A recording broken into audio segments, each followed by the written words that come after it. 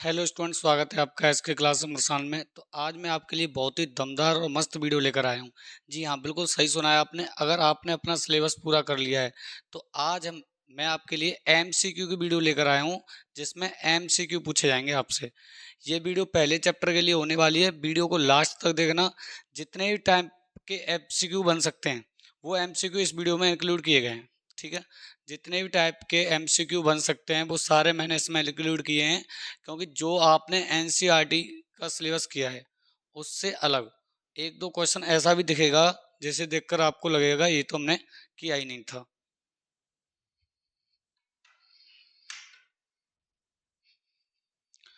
तो आइए दोस्त, कुर्सी की पेटी बांध लीजिए, स्टार्ट करते हैं, देखेंगे समझेंगे। पहला क्वेश्चन क्या है?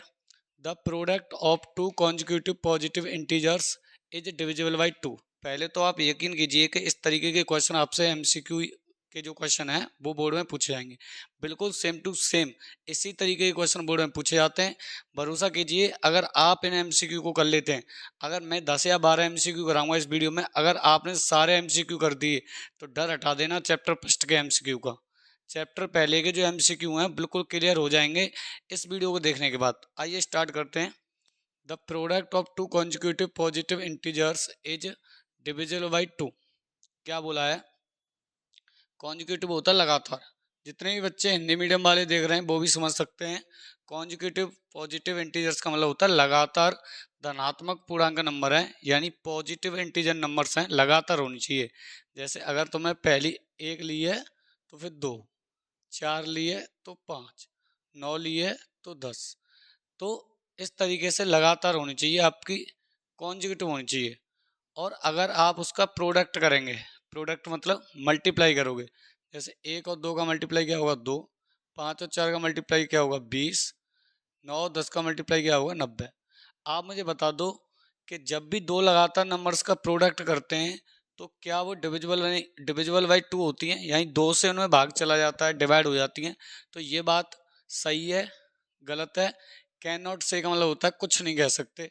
एनओटी का मतलब है none of these. None of these मतलब इनमें से कोई नहीं। ठीक है, तो आप देख पा रहे होंगे कि ये बात बिल्कुल सत्य है, यानी ट्रू। ऑप्शन ए अगर तुमने चूज किया है तो तुम फिर सिकंदर हो। ठीक है, ऑप्शन ए अगर आपने सेलेक्ट किया है तो बिल्कुल सही बात है। कोई भी लगातार दो पॉजिटिव इंटीजर्स का जो प्रोडक्ट, प्रोडक्ट क्या होता है? मल्टीप्लाई, गुणनफल बोलते हैं, हिंदी में बोलते हैं गुणनफल। वो हमेशा दो से डिविजिबल होता है, यानी दो से उसमें डिवाइड चला जाएगा। ठीक है, इतनी सी बात क्लियर है। आइए क्वेश्चन नंबर 2 पे आते हैं। 1001 हैज ओनली प्राइम फैक्टर्स। मैं हिंदी वालों को बता दूं कि प्राइम फैक्टर्स का मतलब होता है अभाज्य संख्या। अभाज्य फैक्टर्स यानी गुणनखंड, अभाज्य गुणनखंड। ठीक है, 1001 सिर्फ प्राइम फैक्टर ही रखता है, तो ये बात बिल्कुल करेक्ट है। 1001 में सिर्फ प्राइम फैक्टर होते हैं, यानी 1001 के जब तुम फैक्टर्स निकालोगे, गुणनखंड करोगे, तो वो हमेशा कैसे आएंगे? अभाज्य आएंगे। ठीक है, तो इसमें भी आपका ऑप्शन ए ट्रू सही था। यकीन मानिए बिल्कुल सही जगह पे आ गए हो आप। इस तरीके के क्वेश्चन ही पूछे जाते हैं आपसे बोर्ड एग्जाम में। अगर आप इस तरीके के क्वेश्चनों को नहीं कर पा रहे हो तो फिर आपकी तैयारी बहुत ही कमजोर है, क्योंकि एमसीक्यू जो पूछे जाते हैं वो ऐसे ही पूछे जाते हैं। इस टाइप के क्वेश्चन एनसीईआरटी बुक में हो या ना हो, इस टाइप के ही एमसीक्यू पूछे जाते हैं। तो आइए अगला देखते हैं, question number 3। The sum of the powers of prime factor. देखो ये बहुत इंपॉर्टेंट क्वेश्चन है और बार बार पूछा जाता है। क्या बोला है आपसे? The sum of the powers of prime factors in prime factorisation of 144। ठीक है, यानी कि 144 के प्राइम फैक्टर करने हैं। ठीक है, उन प्राइम फैक्टर्स की पावर का सम बताना है। ठीक है, उन प्राइम फैक्टर्स की पावर का सम बताना है आपको। कैसे करोगे? पहले आप खुद से ट्राई करें, उसके बाद मैं आपको बताऊंगा। पहले आप खुद से ट्राई करेंगे, उसके बाद मैं आपको बताऊंगा कि क्या होने वाला है इसका आंसर। ठीक है, खुद से ट्राई किया गया, खुद से ट्राई किया गया। 144 के प्राइम फैक्टर देखो, जगह नहीं है, मैं यहाँ फोकस करवा रहा हूँ आपको। ठीक है, एक बार मैं देख लेता हूँ कि दिखाई दे रहा है या नहीं।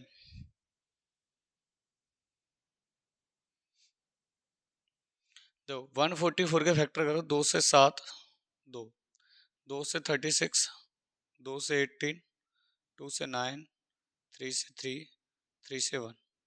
तो यहाँ तुम देख पा रहे होगे 2 की पावर कितनी है, 2 की पावर है 4, और 3 की पावर कितनी है, 3 की पावर है 2। क्या बोला था, सम निकालना है किसका, पावर्स का।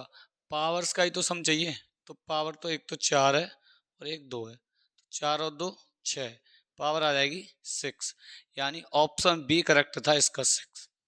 अब मुझे कमेंट करके बता दीजिए आप, क्या आप इस क्वेश्चन का आंसर दे पाए थे। ईमानदारी से कमेंट करके बता दो, क्या तुम इस क्वेश्चन का आंसर दे पाए थे, जबकि बहुत ही सिंपल क्वेश्चन था। फिर भी मैं यकीन करता हूं कि आप थोड़े से इसमें परेशान हुए होंगे। ठीक है, अब आते हैं क्वेश्चन 4 पे। बहुत इंपॉर्टेंट क्वेश्चन है, आप इस पे स्टार लगा सकते हो, चाहे आप सीबीएसई बोर्ड में चाहे यूपी बोर्ड में। चाहे आप सीबीएसई बोर्ड से पढ़ाई कर रहे हो चाहे यूपी बोर्ड से, ये वाला एमसीक्यू मोस्ट फेवरेट है एग्जामिनर का। इस वाले एमसीक्यू को तो पूछ ही लेता है, वो अक्सर पूछ लेता है, तो बड़े ध्यान सुनना। पहले आप खुद ट्राई करना, उसके बाद देखना। इफ HCF ऑफ 65 एंड 117, ठीक है, क्या बोला है, देखो थोड़ी जगह की शॉर्टेज है, कोऑपरेट कीजिएगा। 65 और 117 का HCF कितना है, इतना है साहब, इस तरीके से एक्सप्रेस किया गया है। इसका और इसका HCF इतना है, देन वैल्यू ऑफ P की वैल्यू पूछी है, 1 होगी, 2 होगी, 3 होगी या 4 होगी, ये वाले ऑप्शन है तुम्हारे सामने। ठीक है, तो पहले आप खुद से ट्राई करें, अगर आपने पढ़ाई करी है तो आपको आता होगा। 65 और 117 का जो HCF है वो दिया है इस तरीके से, ये तो आपसे पूछ लिया कि P की वैल्यू कितनी है, तो एक काम कीजिए, 65 और 117 का HCF आप खुद निकाल लें। कैसे निकालोगे, ऐसी नंबर बता दो जो 65 को भी काट दे और 117 को भी काट दे, वही तो HCF होता है। अब ये एक नंबर का क्वेश्चन है तो पूरा डिटेल में तो करना नहीं है आपको। HCF निकालोगे आप, 65 के फैक्टर करोगे, इसके फैक्टर करोगे, कॉमन मिलेगा, उस HCF होगा। HCF मतलब मास आप बोलते हैं हिंदी में। तो 65 और 117 को काटने वाली नंबर बता दो, वो नंबर है 13। ठीक है नहीं, 13 ऐसी नंबर है जो 65 को भी काट देगी और 117 को भी काट देगी। 13 5 जा 65 होता है और 39 जा 117। ठीक है, यानी इसका और इसका HCF, जिसको आप मासा पे कहते हैं निम्न, वो 13 है। उसने तो कहा है कि 65P माइनस 117, यानी कि 65P माइनस 117 बराबर होगा 13 के। या सुन लो, 117 को इधर लेके जाऊंगा 13 के पास तो पॉजिटिव हो जाएगी, तो 65P इक्वल टू 13 और 117 को जोड़ोगे तो मुस्कुरा के 130 आएगा। P की वैल्यू निकालोगे तो 130 को 65 से डिवाइड करना और जोली में आंसर करेगा P इक्वल टू 2। तो दो वाला ऑप्शन देख लो, जी हाँ ऑप्शन भी करेक्ट था। अब मुझे कमेंट करके बता दो, क्या आप इस क्वेश्चन को कर पाए थे। क्वेश्चन आसान है, इजी है, लेकिन वो इस तरीके से फंसाना चाहता है तुम्हें। अब देखो MCQ है, एक नंबर का क्वेश्चन है, तो हार्ड कैलकुलेशन तो नहीं होगी पर टेक्निकल कैलकुलेशन होगी, मीन्स आपको दिमाग का ज़्यादा यूज करना पड़ेगा। आइए क्वेश्चन 5 पे आते हैं, बहुत ही जरूरी क्वेश्चन है ये भी। ए बराबर दे रखा है x³ और बी बराबर दे रखा है x/3। ठीक है, ऐसे ये पूछा ए और बी का। देखो जगह की शॉर्टेज है तो मैं यहाँ पे थोड़ा सा ऐसे इरेज कर लेता हूँ। ठीक है साहब, कोई दिक्कत तो नहीं है आपको। ए की वैल्यू है x³/², बी की वैल्यू है x/3। ऐसे ये पूछा है। अब सुन लो कॉन्सेप्ट क्या है। कॉन्सेप्ट ये है, जब भी आपसे HCF पूछे उन दोनों में पहले तो देखना कॉमन क्या है। देखो x इसमें भी आ रहा है, x में भी आ रहा है, तो x आएगा HCF में। अब यहाँ x की पावर 3 है, यहाँ x की पावर 1 है, तो कम वाला आता है, x पावर 1 वाला आएगा। क्यों, क्योंकि x की पावर 3 लोगे तो वो इसे काट नहीं पाएगा। जबकि HCF कौन सी नंबर होती है, जो गिवन नंबर्स को, जो संख्याएं दी गई हैं उनको काट दे। जैसे कि 65 और 117 का HCF क्या था, अभी हमने निकाला था 13। क्यों, क्योंकि 13 65 को भी काट रहा है और 117 को भी काट रहा है। ऐसे ही ऐसी नंबर बताओ जो इसको भी काट दे और इसको भी काट दे, तो वो होगी x की पावर 1। अब पावर 1 लगाओ चाहे मत लगाओ। y की पावर 2 है और y की पावर 3 है, तो y की पावर 2 वाला आएगा, यानी कम पावर वाला आएगा, छोटा वाला आता है। तो ऑप्शन होगा x/²। अब देख लो, ये भी ऑप्शन बी है एक्स वाई स्क्वायर, तो ऑप्शन बी इसका करेक्ट होगा। पर ध्यान रखना, नंबर 6 पढ़ते हैं और देखते हैं क्या बोला है। देखिए, the least number that is divisible by all the numbers from 1 to 10। मैं आपको बता दूं, ये सारे जो एमसीक्यू हैं वो किसी ना किसी साल, किसी ना किसी ईयर बोर्ड एग्जाम में पूछे गए। जी हाँ, बिल्कुल सही सुना है आपने। ये जो क्वेश्चन है, ये वाले जो एमसीक्यू हैं, ये आपके किसी ना किसी बोर्ड एग्जाम में पूछे गए। ये भी आई थिंक 2023 में पूछा गया था और 24 में भी पूछा गया है आई थिंक। ये किसी ना किसी बोर्ड एग्जाम में पूछे हुए क्वेश्चन है, तो आप सबसे पहले खुद ट्राई करेंगे और आंसर देने का प्रयास करेंगे।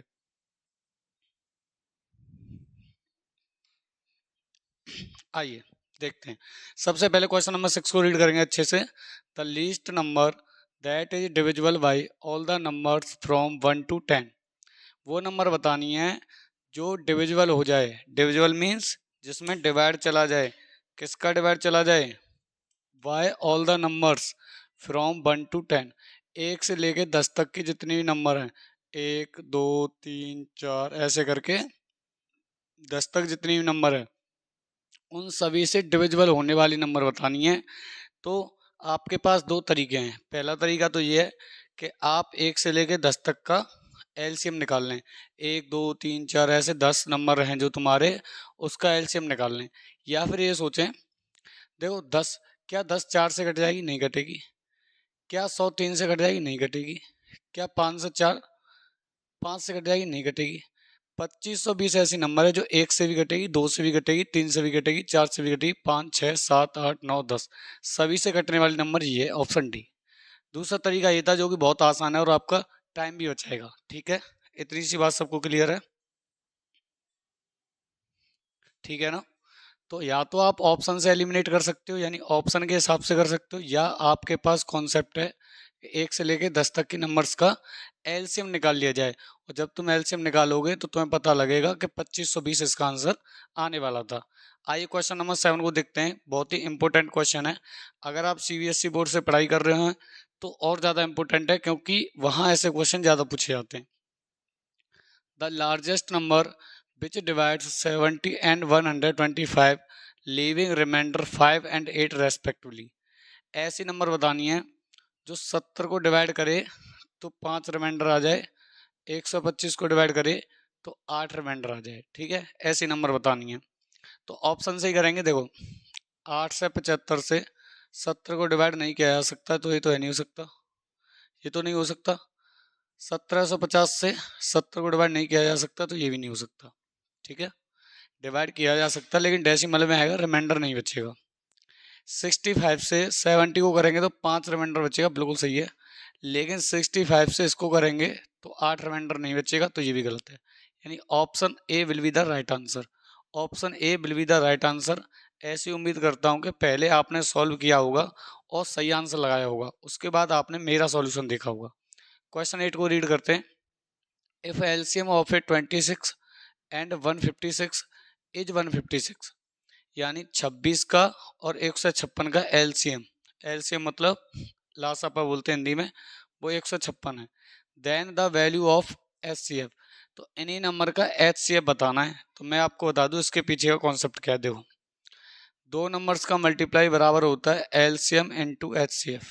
यहाँ फोकस करना सारे बच्चे। अगर मुझे एचसीएफ चाहिए ना, तो दो नंबर्स का मल्टीप्लाई में एलसीएम से डिवाइड लग जाएगा। दो नंबर क्या है? 26 और 156। 26 इंटू 156 और इनका एलसीएम क्या है? 156। 156 से 156 गया तो क्या बचा? 26। 26 will be the right answer, यानी option B will be the right answer. ठीक है, ऐसी उम्मीद करता हूँ कि आपने पहले ही बी वाले ऑप्शन को क्लिक कर लिया होगा। अब आते हैं क्वेश्चन 9 पर। Which one is a pair of coprime numbers.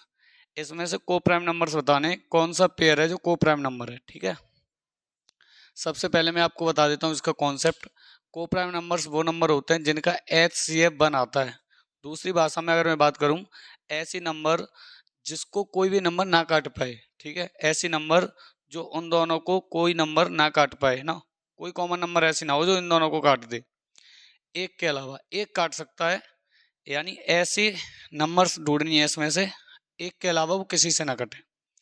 14 और 35 देखो 7 से कट जाएंगी, तो ये तो नहीं हो सकता। 18 25 की बाद में बात करेंगे। 31 और 93, ये 31 से कट जाएगी एक बार, ये 3 बार, तो ये भी कट रही है। 32 और 62 2 से कट जाएगा, तो ये भी नहीं हो सकता। 18 और 25 वो नंबर है जो सिर्फ 1 से कटेंगी, ऐसी और कोई नंबर नहीं है जो इनमें से सिर्फ 1 से कटे। 18 और 25 को कोई भी नंबर नहीं काट सकती, कोई भी ऐसी नंबर नहीं है जो 18 और 25 को काट दे, और ऐसे नंबर को हम को प्राइम नंबर कहते हैं। जैसे अगर मैं बात करूं 9 और 13, ऐसी कोई नंबर नहीं है 9 और 13 को काट दे, मतलब एक ही नंबर होनी चाहिए। जैसे कि 15 और 19, ठीक है, 7 और 12, ये नंबर्स को प्राइम नंबर्स हैं, इनको कोई भी कॉमन नंबर्स नहीं काट सकते, ठीक है। इतनी सी बात क्लियर है। तो क्या करना है, तो आपको वीडियो को लाइक करना है और वीडियो को दबा के शेयर करना है। आइए क्वेश्चन 10 को करते हैं।